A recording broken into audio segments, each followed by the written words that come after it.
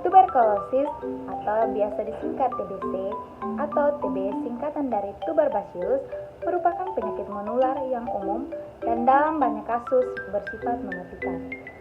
Penyakit ini disebabkan oleh berbagai strain Mycobacteria, umumnya Mycobacterium tuberculosis atau disingkat MTB atau MTBC.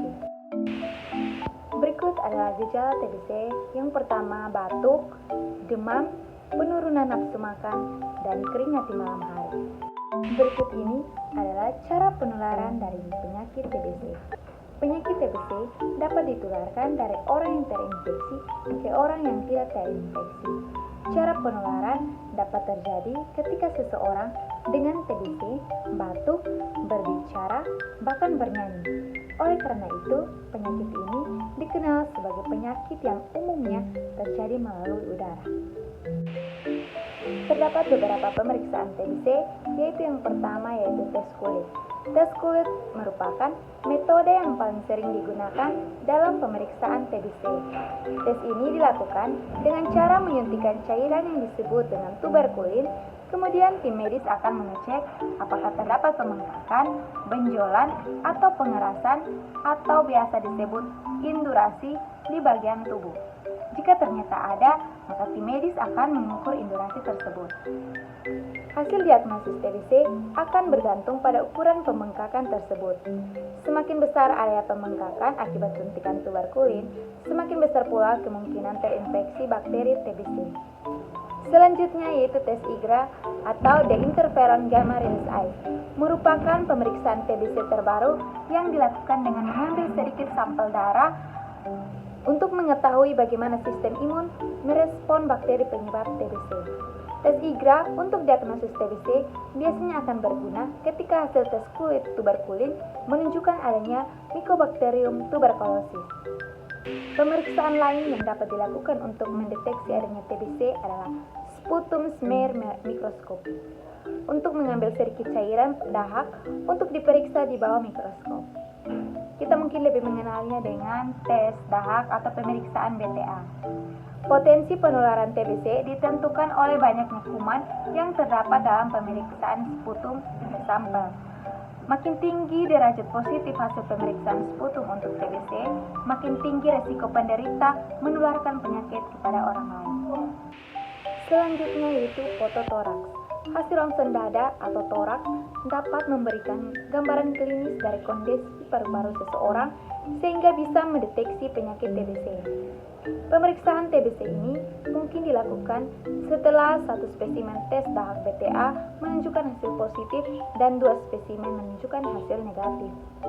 Dari fototoraks dapat diketahui apakah terdapat tanda-tanda infeksi bakteri di paru-paru. Hasil ronsen toraks yang abnormal menunjukkan bakteri TB aktif menginfeksi paru-paru. Selanjutnya yaitu pengobatan TBC. Pengobatan TBC dilakukan dengan beberapa tujuan, yaitu menyembuhkan penderita, mencegah kematian, mencegah kekambuhan, dan menurunkan risiko penularan. Pengobatan TB adalah salah satu upaya paling efisien untuk mencegah penyebaran lebih lanjut dari kuman tuberkulosis. Obat anti-tuberkulosis atau OAT adalah komponen terpenting dalam pengobatan TB. Terdapat 2 tahap dalam pengobatan TBC, yaitu tahap intensif dan tahap lanjutan. Tahap intensif merupakan tahap yang diberikan setiap hari selama 2 bulan. Pengobatan tahap intensif untuk menurunkan jumlah kuman yang ada dalam tubuh dan meminimalisir pengaruh dari sebagian kecil kuman yang sudah resisten sebelum diberikan pengobatan. Yang kedua yaitu tahap lanjutan. Tahap lanjutan merupakan tahap yang diberikan 3 kali seminggu selama 4 bulan. Pengobatan tahap lanjutan membunuh sisa-sisa kuman yang masih ada dalam tubuh pasien, khususnya kuman persister untuk mencegah terjadinya kekambuhan.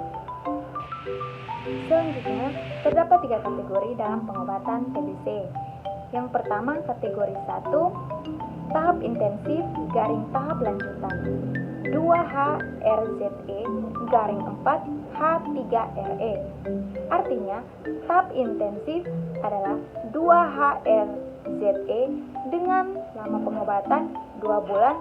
Masing-masing obat anti-TBC diberikan setiap hari, sedangkan pada tahap pemulihan adalah 4-HER3 dengan lama pengobatan 4 bulan. Masing-masing obat anti-TBC diberikan 3 kali seminggu.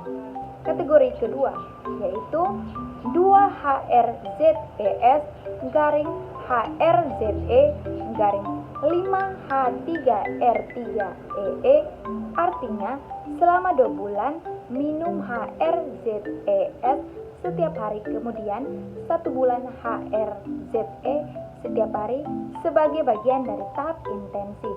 Kemudian diteruskan selama 5 bulan dengan HRE diberikan 3 kali seminggu sebagai bagian dari tahap lanjutan. Kategori ketiga yaitu tahap intensif garing tahap lanjutan 2-HRZ garing 4H3RE, artinya selama 2 bulan diberikan HRZ setiap hari sebagai bagian dari tahap intensif, kemudian diberikan selama 4 bulan HR 3 kali seminggu sebagai bagian dari tahap lanjutan.